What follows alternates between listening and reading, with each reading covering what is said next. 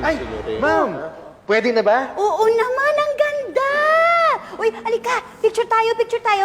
Picture. Hindi. Sige, ikaw na lang. Ano ba naman, unang Pasko ng KTV to, dapat mag-picture-picture. Alika Oo na! nga. Ikaw, sama ka. Ako lang kukuha. Ti, Ning. Ako na. Yan. Paano ba Akin na ito? lang, oo. Naka-accept na ba to? 1, 2, 3. Merry Christmas! Yay! Thank you! Ano ba kayong dalawa? Hindi man lang kayo ngumiti. Isa pa nga, isa pa. Waki naman, ah! Waki. Waki naman ah! 1, 2, 3, Waki! Yay! Ganda!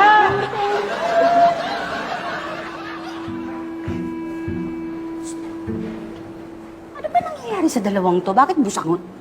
Eh naku ma'am, pero hindi to galing sa akin ha. Mainit ang ulo ni Sir. Si Pitoy? Hindi po, si Sir Patrick, dahil dun sa barangay. Ah, bakit pati si Pitoy busangot?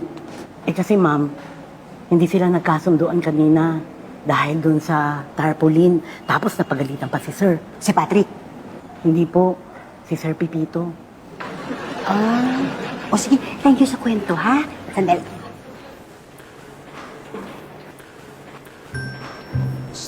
Kumusta kayo, Patrick? Bakit? Wala. Tataka lang. Ano mo yan? Hindi lang kami nagkaintindihan.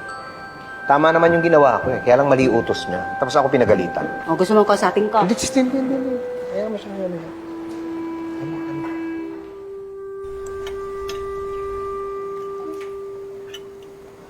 Nak, ano? Mapatili kang kumain. May lakad ka ba?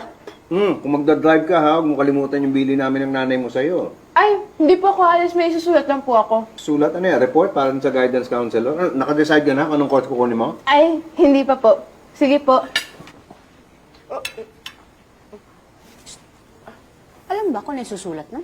Ay, hindi po. Pero, kagabi pa po yan nagsusulat eh. Pagkadating nga po niyan eh, diretso ka agad dyan sa harap ng computer.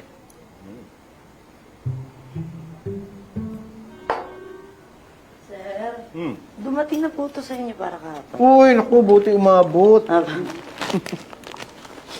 yan? Ha? Para sa sa tournament namin.